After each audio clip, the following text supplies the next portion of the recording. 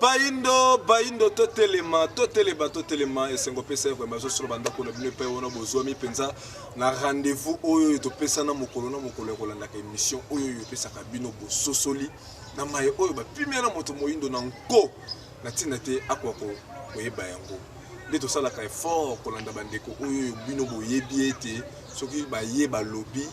toujours ezalaka na eloko moko bayindo babakisa makala kati ya bososoli oyo basalaka nango deja ya mwa utakala mokolo mwa lelo tokosolola masolo na biso kolanda la 5 octobre tolobai kezali 5 ya événement moko ya makasi oyo religion africaine akundolaka badatu eza kuna ya baye oyo babundela afelika tobandaki na le 3 octobre oyo ezalaki milulu ya mokonzi ya bayindo bansofu mokimbangu toyaki le 12 octobre oyo ezalaki le 3 ezalaki condamnation na ye le 12 oyo ezalaki mokolo azongisaki molimo epai nzambe oyo akeli likolo na se le 15 ezalaki mokolo ya Mbuta Sankara oyo basasinaki ye kasi le 29 oyo toyali kobelema ezali nde mokolo oyo ya moko mpe susu ya ndeko na biso atelemaka makasi na ntina kobundisaki bowumbu na mabele ya felika nde lelo tokanaki lisusu tobengisa moko ya bandeko mopanzi sango na komo ya ndeko Ndombele Botale na ntina ete tokokosolola ne mpe lisusu maye wana na kolandela marche oyo te koleka ya bandeko na biso ya CLC mingimingi oyo katoliki mpena semplikaki na bandeko ya lamuka ndenge nini elekelelaki mpe peuple ayembelaki na ndenge nini nde lelo tokosolola na ndeko Ndombele Botale masolo na biso mokolo mwa lelo ndeko Ndombele Botale mbote na biso mbote ndeko na ngai Itambi mbote pe na bandeko yonso badwi bongo libaku ya kolanda biso na mokolo mwa ndeko Ndombele par respect vraiment toyebi pamba te mboka na biso toza penza na matanga oyo ebele likamo ezoki bandeko na biso na nzela ya mbanza ngungu nde par respect ya milimo na bango tokosenga na bino mpe na bandeko bazolanda biso na ngonga oyo une minute de silence pour na respect ya milimo na bango Kimangi kiamena takyo konso fulu kwenda Kimangi kiamena takyo konso fulu kwenda Kimangi kiamena takyo konso fulu kwenda Kimangi kiamena takyo konso fulu kwenda batondo mingi na bino bandeko bozomi penza ebele na ngonga osusu kolanda biso ndeko Ndombele tokoti na kati ya bamasolo na biso epai wapi awa wato yambaki mokonzi ya banguza na kati ya religion africaine alakaki échec total ya maye o katolika ali kosala mutune mene vandele wana toloba nini lisese moko bato balobaka ke ezalaka malamu kotika likambo avant ke likambo etika yo lobi ezalaki ke katoliki soka alobi a o alobi ke marche bato babane kotosa yango kosala ndenge kaka yazokanisela mais surprise événement ya makambo etali oyo ezalaki lendi awa katoliki na bandeko na biso ya CLC balasaki marche mais mobilisation ezalaki très faible ntango yo mpe atanke mopanzi sango omoni mpe biloko wana leson nini watiraki na tokobengela yango échec po elekaki te na ndenge bandeko bakaniselaki échec wana ya marche ya bandeko na biso ya CLC mingi ozalaki impliqué na bandeko ya katoliki matondo lisusu ndeko na ngai Itambi yambo ya kokota na motuna na bino tokei lisusu kokabola mawa na bandeko yonso mabota yonso oyo ebungisi ya bango bandeko na likama ya makasi esalemaki na Congo Central na Mbanza Ngungu tozongisi pe matondo lisusu na chef de l'État président Tshilombo Tshisekedi na kokendaka lisusu kolakisa bana baye motema malamu na ye tozongisi penza matondo pe na bandeko yonso oyo bakabolaki oyo bayaki na komosunga bandeko wana tango likama ya motuka wana esalemaki bongo na Mbanza Ngungu tolobi na bandeko bazwi makama bokasi ezala toyaka mokili ya etumba tokoyaka na nzela ya kobotama tokozongaka na nzela ya nkufa quelque soit balolenge yeyeli moto na moto uta abotamaka kozonga na ye to nkufa na ye mpe ekomamaka bayeba kozonga na moto bali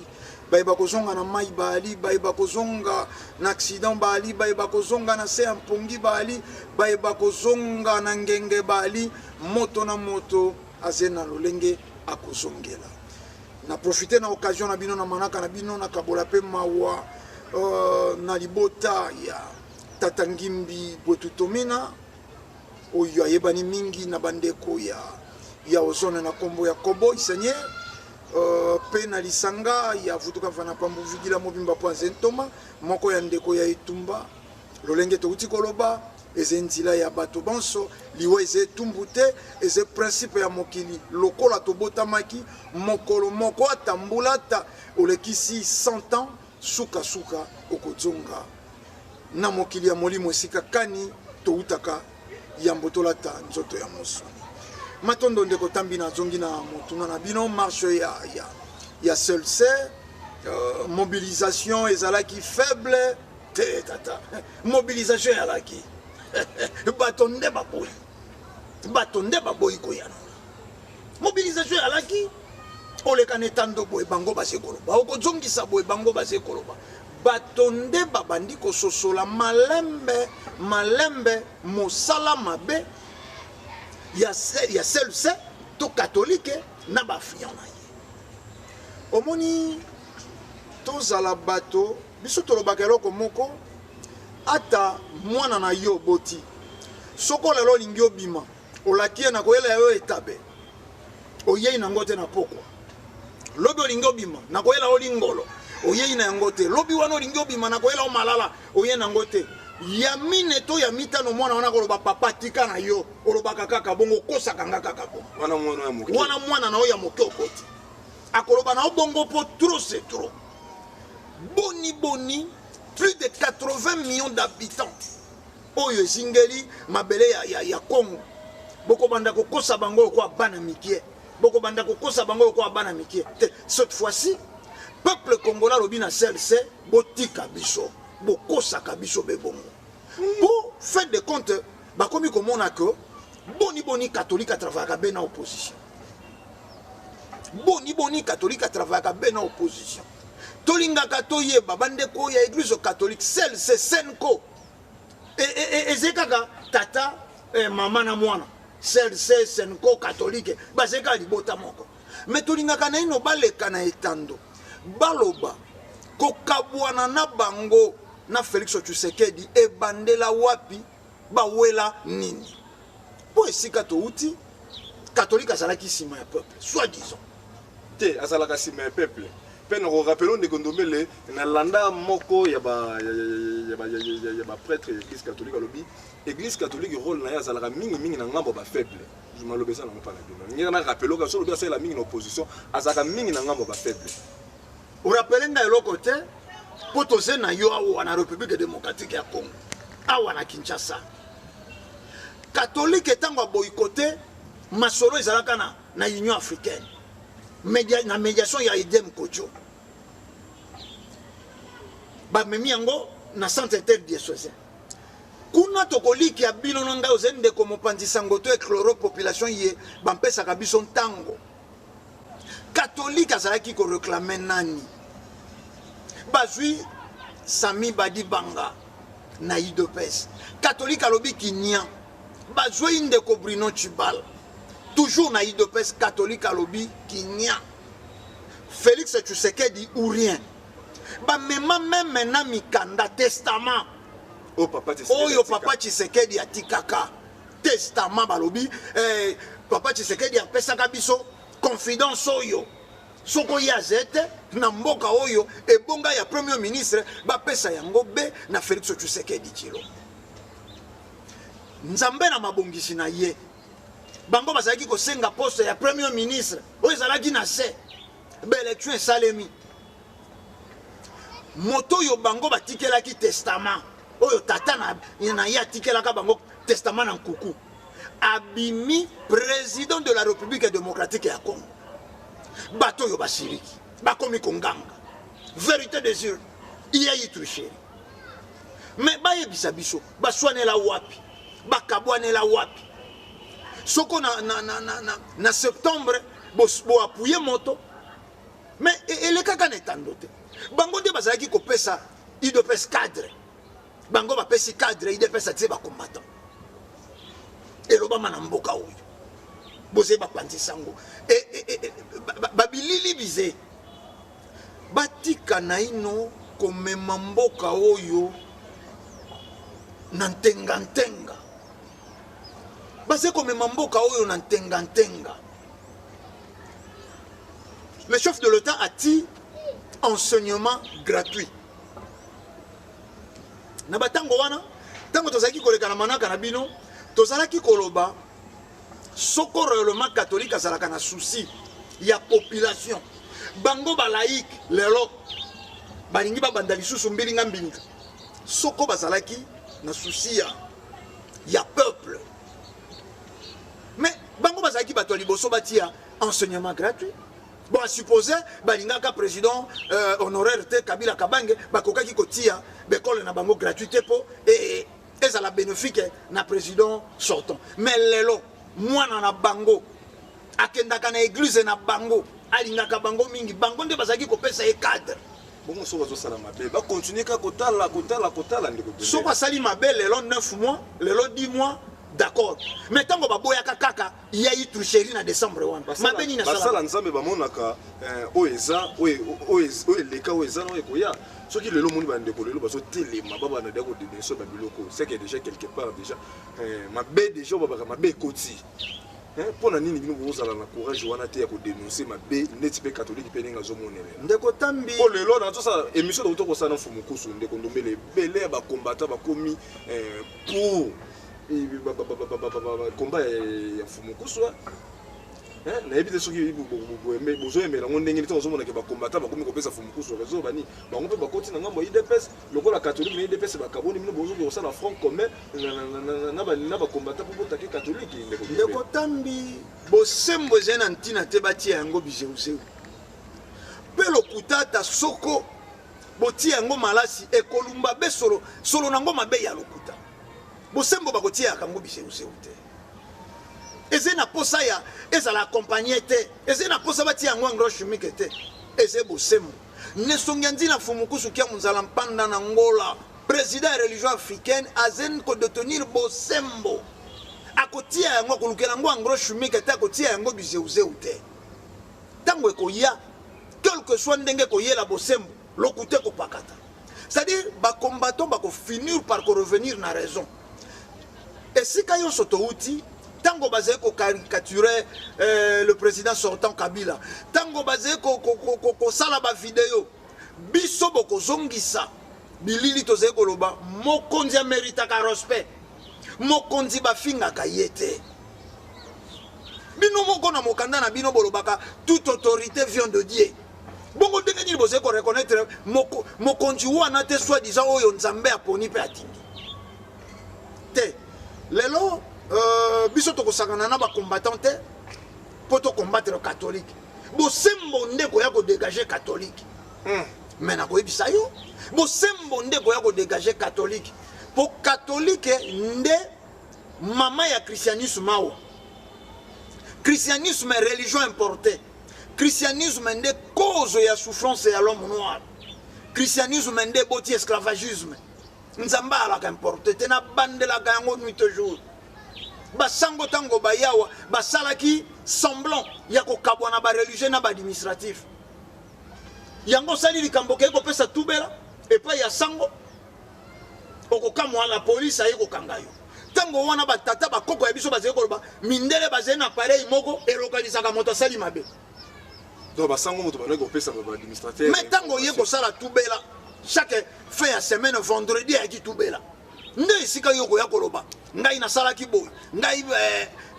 mindele batinda kinga na kata caoutchouc na sala kiboy. Na kuta kiba mindele ba bomba mercure moko boy pesa kinga ikanda na jwango na déplacer. Ndenge ka ko silisi koloba.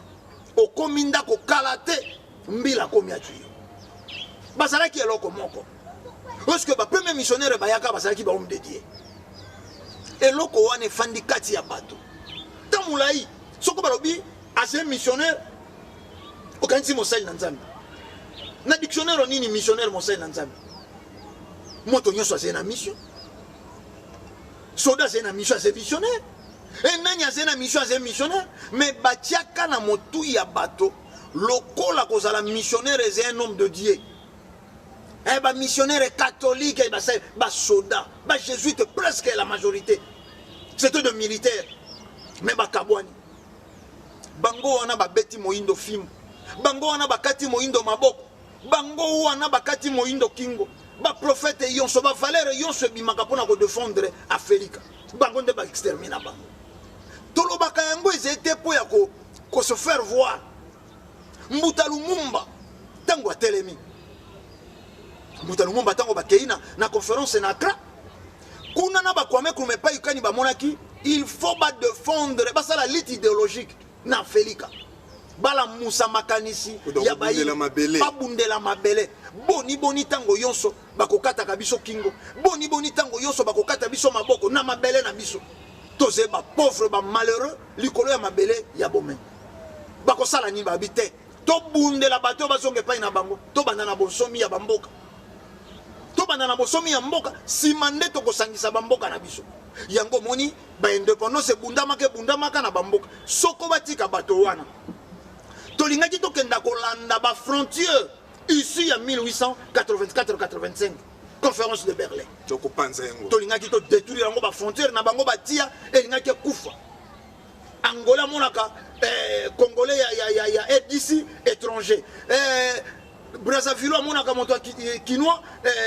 étranger biloko wana tant tozé ko respecter frontière wana tozé ko vivifier tozé ko rendre fort ezaleli mabe wana ya kaboleli Afrika euta epa ya baminde ndeko ndombele bolimi zila na silisa okotuna motuna na bino Mbuta Lumumba wana mabeni na salaka catholique tango akei kote ya Mbuta Lumumba communiste be expliquaka bato nini ni église catholique po bato bayi na Mbuta Lumumba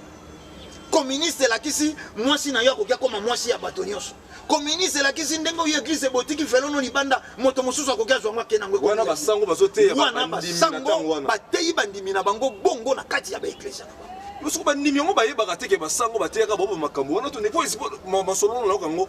soki na yoka pa fumu kusute pa bangunza te pa na yonde kondombele no papa o bazalo na kati église catholique ba makambo wana nyonso bango bayeba ngo teke sala na kati mboka oyo ba prenaka bango na moyen ya chicote kotosa sans kotambusa makanisi donc ingeta oui yango nde zalaki donc soumission directe lelo bakolobaka ngo libanda ya Bible eloko ezete ata tangi pe Biblia akomi kote moko moni ya watindi bana Israël depuis les Égyptiens ata tangi Biblia moni kote moko Moïse abomi égyptien mais na mobeko di commandement ye moko Moïse akeko so ko bomeze mabe te wana ko condamner te atangi na Biblia amoni que Nzambe akela maïté amoni que Nzambe akela maïté pour Nzambe na mai babi au commencement la terre était vide mais l'esprit de Dieu mouvait au-dessus de eaux donc na molimo ya Nzambe na yango mai e bandanzi la moko te akobanga kotuna motuna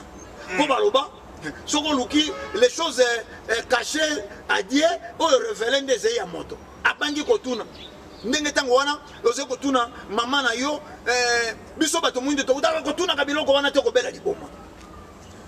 ba prenaki baindo na soumission d'abord na kobanga nano soko salima seki bakati motu bongo soko to aki zomi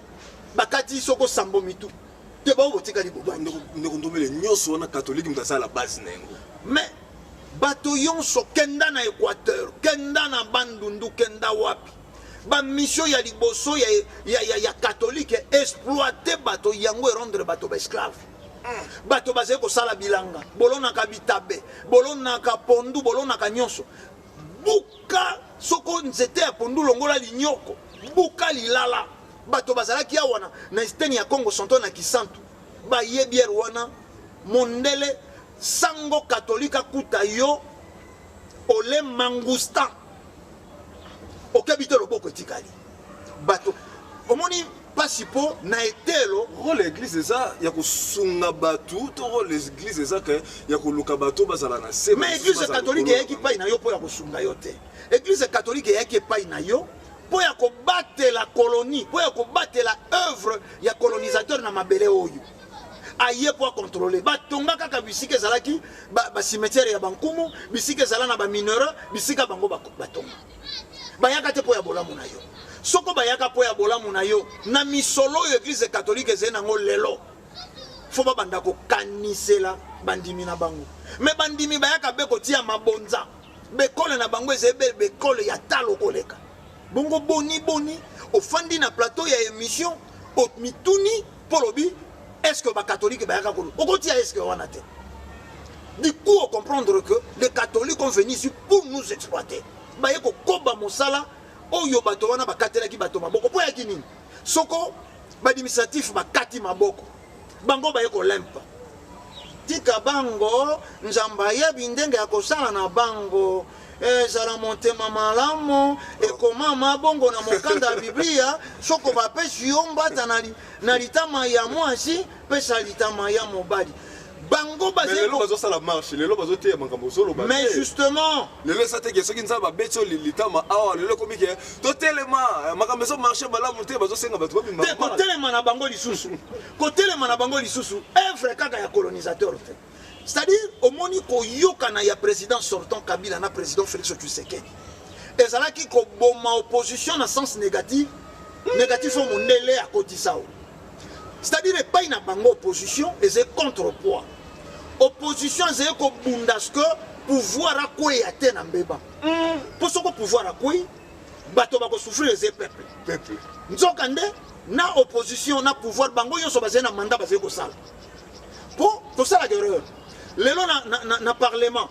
na badepute ya opposition bazali kosala na badepute ya majorité ya pouvoir bazali kosala bango nyonso salaire moko moto akoloba te o biso nde boopposant bokataka biso ndambo ya salaire mpo toka na souci ya peuple bobakisa te parmi bato kutu mpe baboyaki bakitisa salaire baopposant nde catholique mindele na nsima ya catholique bamoni grand parti politique ya république démocratique ya Congo eze UDPS wana bobosana te ke le vieux Tshisekedi azalaki opposant ya nyonso ya mona mota malamu te papa Tshisekedi ya s'opposé na président Kasavubu bande na président Kasavubu aye na président Mobutu aye na Muse aye na Kabila fils tango mosusu Matondo azete na mwana alingaki peta mosu asopose na mwana sila tokenda malembe toze koloba makambo bandeko balandi baze kolanda ndenge UDPS grand parti ya opposition na bambula oyo asali akei koyokana président Félix alobi na kotonga kimia po ya mindele ayaki nini nazoloba na ino po ya mindele baimpérialiste ezalaki nini carte na bango na ba plan B au catholique bande kolobela plan B plan C ya catholique yango ezala déjouer na président Kabila te plan B ya catholique ezalaki nde etumba ekota ezalaki nde makila etanga na mboka oyo mesali nini tata mokeli nakolela ya bangunza na mabele oyo batali bamoni ete makila masopani mingi bangunza baleli na nzela ya fumuki mbangu na bokamemi ya nesongi ya nzela nazo ba période no fumukusu ba voyage kosaka ba émission peuple fo lamuka nazo se rappeler makanisi ya bato ebosanaka te président Félix Tshisekedi a bandi ba message ya malamu avant bima président de la République alingi na yete azekoloba wana avant l'élection en décembre alobi tolingi ta chaque fois ezalaka soko oya koti oya kima biso tokosala makasi tango tokokota tofanda elongo po totonga mboka na biso zoye kozwa retard etango azwi bokonzi arespecte maloba na ye batikali na président sortant mais soko tozongi okomona ke donc image tozomono bazosolola koyo ezosala bon motema pasi motema sopiso tata motema sopiso mais église il faut sangisa batu te ndeko ndombele pofu mokusa bano koloba ke rôle ya basali ya nzambe ezalaka koya kosangisa batu mais soki lelo catholique azojouera toujours na kati ya division tozokende wapi boye omoni baconfusion na bango Jésus auti côté ya bato pardonner 77 fois 7 tuku sambo na mbala sambo 77 fois 7 mais tango aye pona mbala yambo ekokuta bato baza koteka na temple abeti bango bachodi zila te mais catholique ate ya kaswa disons bolingo bato mibale bayokani président Félix Tshisekedi na président honoraire Kabila Kabange bayokani esali catholique motema pasi kwa yete ya kabolingo soko mbebe ezali tondenge bayokanaki na président Félix Tshisekedi asali te combien de fois bafandisi ye bate na ino liloba afa bakenda na bapratique wana ya bamarche te principe ya bonzambe ekoki ezala te na principe ya monguna ndenge nzambe atambolelaka yango te principe monguna atambolelaka batangisi bato nzambe azali moto ya douceur batangisi bato nzambe azali moto ya logique ya ordre ya aliment mais mpona nini te babandi na ino ifale baluka kozwa raison tofandisi président Félix Tshisekedi mbala autant azali koyoka te yango toaplike mpo nzambe mpe abetaka filme soi disant yango toaplike filme mais bafandisi ye wapi ata ntango nsima ya baélection ndenge bango bautilisaki lokuta bazalaki na 17 000 ipad bazalaki 45 000 ntango bakomi olandaka ndeko shole ndenge abeta monoko nayebi te soko bozali biloko wana bozongisaka yango ndeko na ngai batuni ye me baipade oyo bino bokabolaki abeta monoko mais mpo nini te peuple congolais azwa mayele kaka na ntango wana esengelaki bango bandimi ya katolike bazonga baloba me tata bato oyo yo bomisi na lokuta na yo wana ya 45 000 iPad lelo wangani nde lelo bazali kimia président Félix Tshisekedi azali kovivre kimia katolika alingaki apusana lisusu te mpo bolumbu ya lokuta na ye esi ebimaki na ntango bolumbu ya lokuta na ye esi ebimaki bandeko boza epele vraiment Congo central Équateur bandeko baza na mai ndombe bozwami na kikwiti na ngongo vraiment boza ebele bozolanda biso bino batelespectateur banimero eza affiché bino bandeko bozosoli bako kolanda biso na nzela ya radio fréquence ezali 89.0 bokobenga biso na 082 319 22 25 082 319 22 25 soko tindi botuna nekondombe na za émission en direct à répondre à mituna na bino to pe na 089 73 29 974 089 73 29 974 nekondombe le à chaque fois to ça la émission mingi ya batu tant bazo réagir bazo loba ndeti ba makambo biso ba kité toyebi yango lelo to boso bena makambo église catholique sali ngai malgré na sekaki ko seka mso za na sengona passe tango lobi ke basalaki campagne contre Mbota Lumumba Mbota Lumumba lelo za Patrice Emery Lumumba lelo za référence presque na mokili mobimba bazo reconnaître combat asala litine zaki ya malamu ko luka bolamu peuple kasi église ne bozo loba église catholique amena ki efidi et ça na discours moko boyi roi Léopold II asalaka na tchatcha mpe mwa mingi na émission na bangunza ekoza malamu bandeko na régie bosunga biso batela biso yango comme ça toyoka maye wana bosala yango balalize par rapport ya mission église catholique na par rapport ya discours wana ezobala na lesika nini pe église catholique azo continuer œuvre wana esika nini bandeko na régie bandeko tozo rappeler bino émission eza en direct bino ba téléspectateurs ba numéros affichés bino auditeur beaucoup benga biso na 082 même na WhatsApp na 082 319 22 25 082 319 22 082 319 22 25 topé na 089 73 29 974 089 73 29 974 sur tini mutuna ndeko ntomele butale azawa kwa na bino bande ko na registre boza primo bana seliso élément ya discours ya roi Léopold.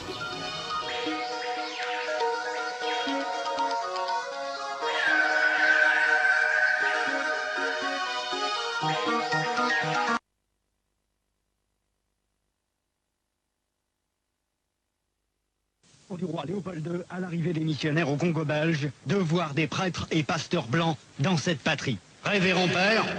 pasteurs et chers compatriotes, soyez les bienvenus dans notre grande patrie du Congo belge. La tâche qui vous est confiée de remplir est très délicate et demande beaucoup de tact.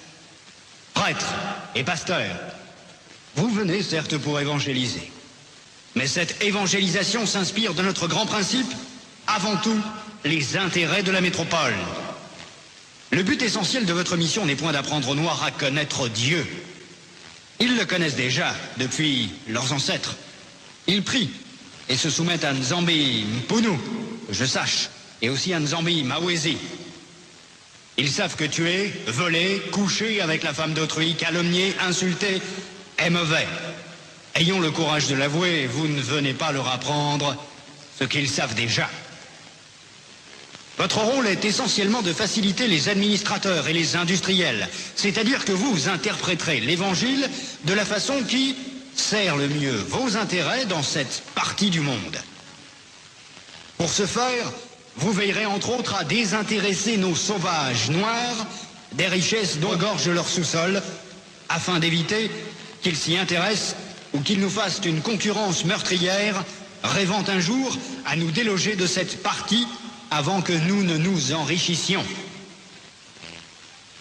Votre connaissance de l'Évangile vous permettra de trouver des textes qui recommandent et qui font aimer la pauvreté. Par exemple, « Heureux les pauvres, car le royaume des cieux leur appartient. » Il est plus difficile pour un riche d'entrer au ciel qu'à un chameau de passer par le trou d'une aiguille, etc. Vous ferez donc tout pour que les nègres aient peur de s'enrichir pour mieux mériter le ciel. Les soutenir petit à petit pour qu'ils ne se révoltent jamais un jour. Les industriels et les administratifs seront obligés de se conformer à ce que je vous recommanderai, à vous prêtres et pasteurs blancs, de temps en temps, pour vous faire craindre, de peur de courir à la violence, injurier, battre. Il ne faudra pas que les nègres ripostent ou se nourrissent de vengeance. Pour cela, vous leur renseignerez par tous les moyens et vous insisterez pour qu'ils suivent l'exemple de tous les saints qui ont tendu les joues, qui ont pardonné les offenses, qui ont reçu les crachats et les insultes sans tressaillir.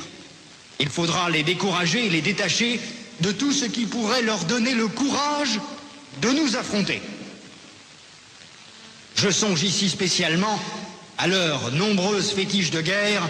qu'ils prétendent ne point abandonner.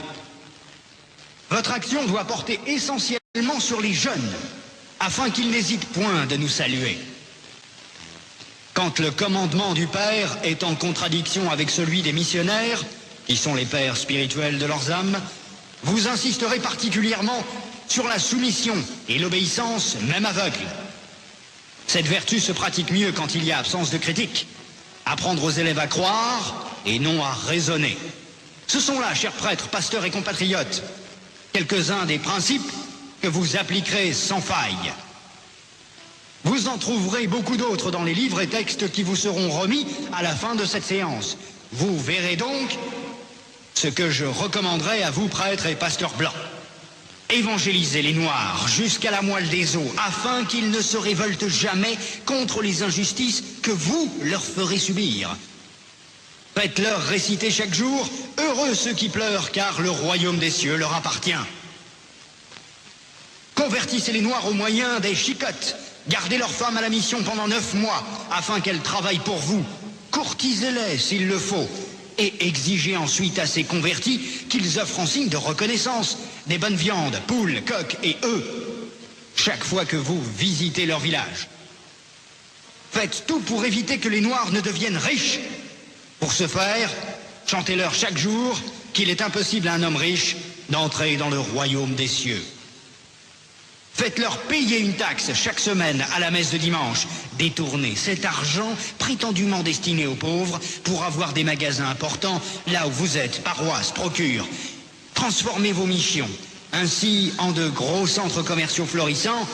et aidez légèrement les pauvres pour encourager d'autres blancs à investir régulièrement. Demandez aux Noirs de mourir de faim et vous autres vous mangerez 5 fois par jour. En plus, que vos ventres soient toujours pleins de bonnes choses et que vos bouches exhalent partout l'odeur des oignons. Instituez pour eux un système de confection qui fera de vous de bons détecteurs pour dénoncer tout Noir à une prise de conscience pour la revendication de l'indépendance nationale. Enseignez une doctrine que vous ne mettrez pas en pratique. Et peut-être s'ils vous demandent pourquoi vous comportez-vous contrairement à ce que vous prêchez, répondez-leur, vous les Noirs, suivez ce que nous disons et non ce que nous faisons. Et s'ils répliquent en disant qu'une foi sans œuvre est une foi morte, fâchez-vous en appliquant le fouet et répondez-leur, heureux ceux qui croient sans protester. Dites-leur que les statuettes que vous gardez chez vous sont l'œuvre de Satan. Confisquez-les et allez remplir vos musées, ainsi que ceux de Ternérine au Vatican. Faites oublier aux Noirs leurs ancêtres, afin qu'ils adorent les vôtres. qui ne les écouteront jamais. Par exemple, les saintes, la Vierge Marie, Sainte Thérèse, Saint Martin. Faites-leur prier en les mettant à genoux comme punition et obligez-leur à réciter le chapelet 10 fois ou plus. Ne présentez jamais une chaise à un noir qui vient vous voir. Ne l'invitez jamais. Donnez-lui tout au plus une cigarette. Ne l'invitez jamais à manger avec vous, même s'il égorge pour vous une poule ou un coq, chaque fois que vous arrivez chez lui. Bref, lorsque vous aurez accompli tout cela, notre pays, la Belgique, sera très riche, et c'est plus tard seulement, lorsque les Noirs auront compris que nous essayerons de les aider pour l'amour de Dieu, car on ne réveille pas un chat qui dort. Je vous en remercie vivement, le roi des Belges, Léopold II. Kita ça, ndeko tobele bolandi discours wana. Discours wana esali batepele pas si tant bayoki ba makambo bongo. Siko yebisanga par église catholique. Ezaleli wapi na kati ya makambo na pe église catholique lelo ndi bozulu ba ke traiter église impérialiste. Azo koba ko protéger ba biloko wana pe ko leka biloko wana sala mapa ba yino na ndenge nini. Ko lisolo lo bombe sali biso pas mingi. Peto ko lobela makambo ya vita kanga o le 29 o intelligence africaine azana milulu ya minene pona ye ko landela liwana ya babomaka liwa so bakata ka tipo ba lobe pe na biloko de botali. Bango ko baloba emoni liso ekotobolaka liso te. Bango nde batali élément wana. Eze réalisé na ngaite malobongongo wana eze ya ngaite. Et c'est bango mayele. Eze pasi bandeko balandi baluka na ino ba valeur na bango. Baluka nano koyeba origine na bango. Baluka nano koyeba to uti wapi to komi wapi pe to zeko kenda wapi. Mpo nini sango ya fumu kimbango etelemi lisusu makasi nelekoyo. Po nini nesongezi na fumu kuzu kia mzala mpanda na ngola na bangunza ba telemi lisusu na elekoyo. Octobre, toujours pour ça dans le 29. Bana na kelasi batanga ya mvitankanga te. Ya mvitankanga akufaka na bataille d'Ambwila na 1665. Bakati ye motu roi. Bakati ye motu ba memi yango na Luanda. Na église catholique Nazareth.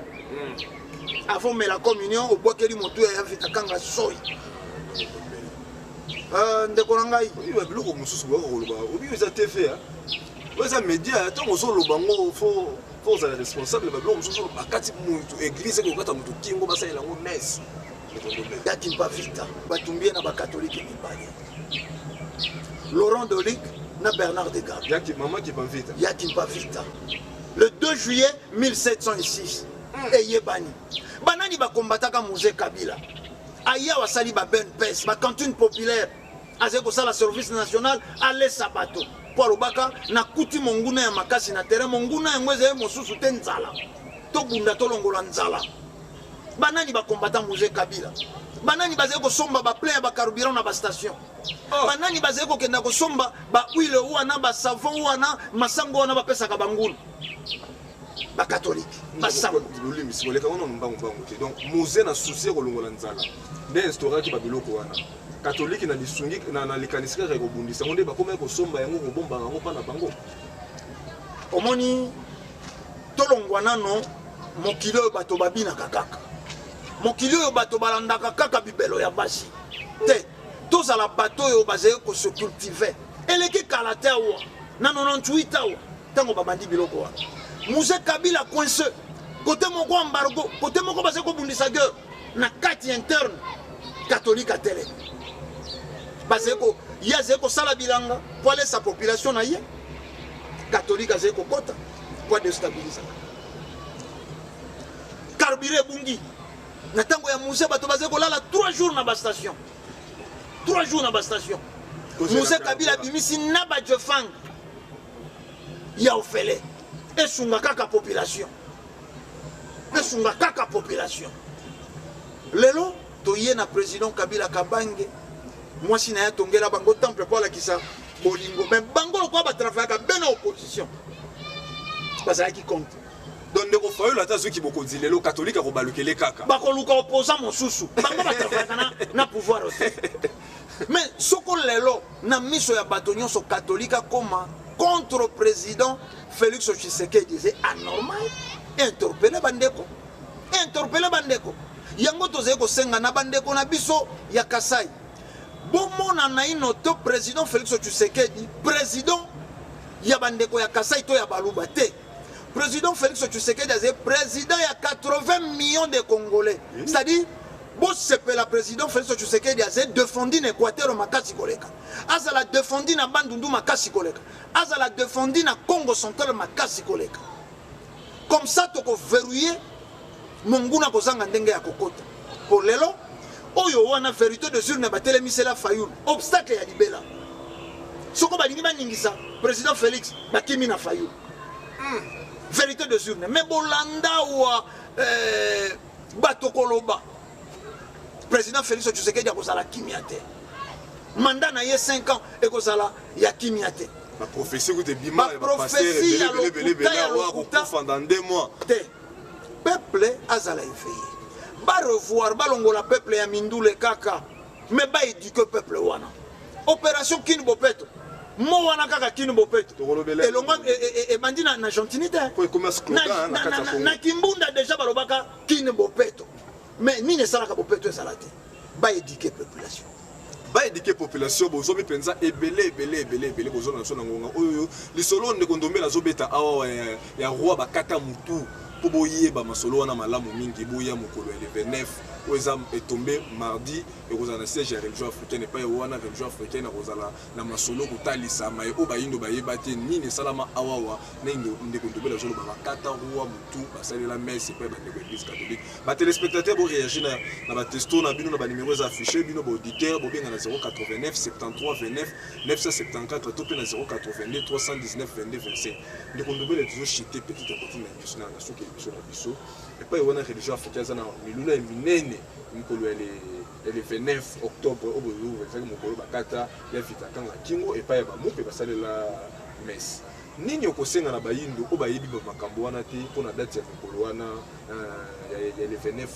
octobre pe beaucoup kene na ko chiter pour le peuple ba suka kolandela bande kona régime bazo senzo déjà zo bela na soki biso pour mokolo ngolele na zeko senga na bande ko balandi bakota na mayaba. Oye koleka le 29 octobre na Mongo Congo na siège social ya religion africaine yangonde kibobiso yangonde kiboindo oye c'est kotala bango c'est-à-dire toze na pasi moindo aboyi chauffeur crépi yango atie kabelo suki ya moto akufa ya moto sala sacrifice aboyi manzaka na ye yango aplaqué aboyi loposo na ye yango atiki hydroquinone aboyi masolo na ye aboyi basantu na ye yango embrasser basantu importé aboyi culture na ye aboyi tradition na ye yango c'est komona baindo soko azeko lia matembele pondu azeko mona lia kabongo pase na pasi mokolo ko simba kaka misola lei makoso soko azeko lata bilamba mosusu oyo soko tolobaka ya zando ya kato alobi po azangi mokolo ko simba misola luki original akei na tombola baindo bazonga na ba valeur tozonga na bobiso toyeba masolo na biso yango ze komona lelo ne songenzi na fumukusu ke muzana panda na ngola azaye koloba po ya bolamu ya bato menanya kotia ka te bato ba mipesi na makambo mosusu sans fumuki mbangu l'Afrique ne s'en sortira pas et c'est slogan te sans fumuki mbangu tolobi le Congo te tolobi l'Afrique bato yonso bazene écriture bato yonso bazena bankota bazena loposo bazena bilia bazena culture na bango sauf yo moindo culture arabe pa na yo culture européenne pa na yo culture ya bato yonso dépotoir poubelle et kunde na bango soko balei babwake yo makoso soko balati na mikadi ya tombola babwake pa na yo te ozemo kila mozemo tute nzoka soko biblia soko ba religion importée zala ki bola mo pa na yo balobaki na bino vous serez la tête et non la queue mais bomitu na tango bolia ka makoso tango bolia ka bisuka dendo tango bolia bolata ka mikadi ya tombola boze tête to boze mikila Mozali tête to mozali mikila ndiko ndombele pa baté ba téléspectateurs et belé na ba auditeur à chaque fois bazo senga ramso numéro na bino na mo lombango ko pesa numéro mutu ne so kozana ko sa benga bino numéro na balingi ba benga biso plus 243 89 86 222 07 plus 243 89 86 222 07. Voilà zali numéro ndombele na bino ba téléspectateur au mukolo na mukolo bozo senga biso numéro ende ko ndombele botale. Matondo mingi na bino ba téléspectateur pe na ba auditeur bozo maki na ngongo penze pele ko landa biso ningi totali se bino ka chaque fois to yaka na eloko esika o moto moyindo fo a découvrir. Tala ba masolo ndeko ndombele akumeli biso na mukolo mwalelo to ko senga na bino ba ndeko bomona na ebele mukolo le 29 octobre o ezali mardi na ngonga 9h na siège religieux africain na bandeko nyonso baza na Kinshasa bandeko pe baza na ba province bo contacter bandeko ya vuvamu na ba province esika bozali bango pe bazana ba manifestation na boya koyoka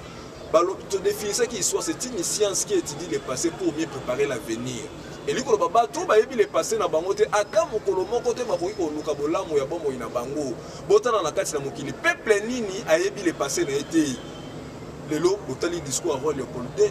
fumu kusu tongo midi poko bandeko na ngai botali longo ya tata oyo tongo midi poko mbongo esengeli kutumu bana balia asungelela libota media pona kolamusa makanisa ya bayindo tongo midi poko kote ya bayindo toyebaki te yaki pamfita bamupe mutu bazala na base ya kutumba ye basango toyebaka te mbuto lumumba bamene vidir na catholique ya vita kanga ndeko ndombele so yefu mukusu balobelela yango ndenge bakate kingo pona nini batu nyonso catholique azolo bake alingi bolamu batu ba atelemela batu nyonso babundelela Afrique motema pasi bandeko botinga la branche na émission bayino totelema chaque lundi na 22h pe vendredi na ngonga ya 11h kimia nzambe za na bino tokute na poso eliko tokolobela makambo ya kini bopeto oyo ezali peut-être lokate ezali mama na eloko esengeli bandeko ya religieuse ya africaine ba exploiter moto tokute na poso ezali ko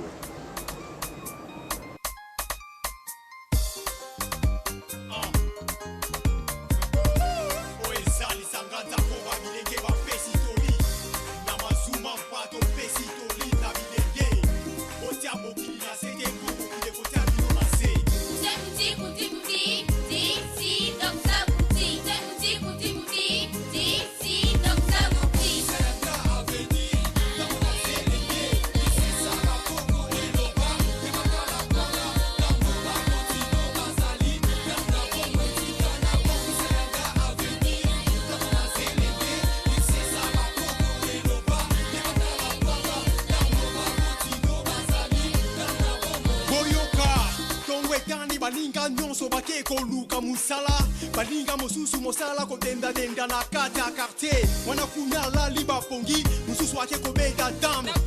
wana mbongo akelasi ekosila se na loyenge soki pokwa ekoki baninga bakendaki koluka mbongo bakomi koluka basi kosakana na mbongo bamoneli pasi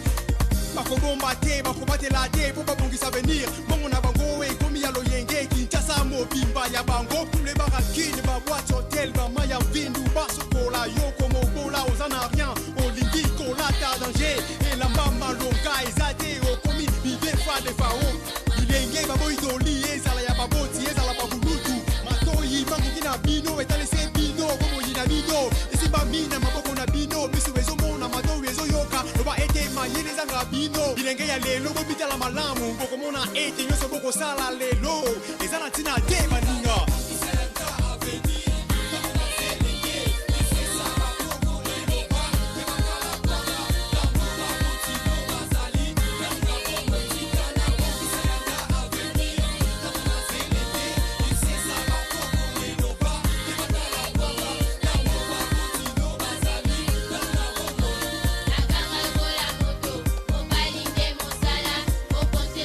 Papa, au compte na oya mama,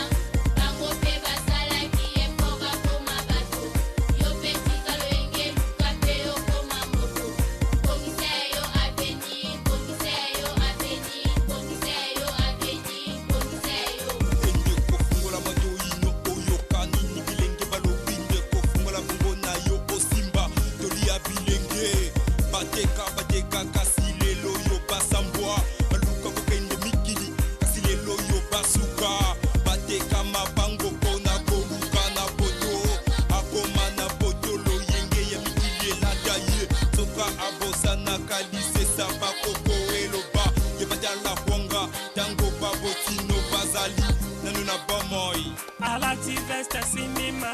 libumu munene na bapantalon ya taloniti kuta uti mosala nobandela uti polemikia ya mizikia akangia zongi na ndako akomi owelela fufu na baleki na libota mokolo azanga ntina oyo suka zola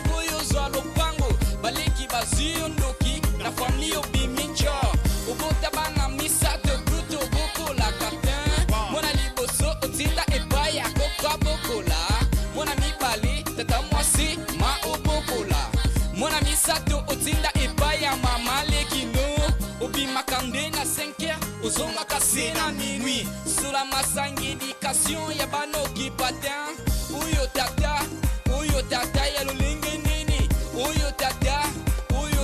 ya lolenge nini uyo tata yuma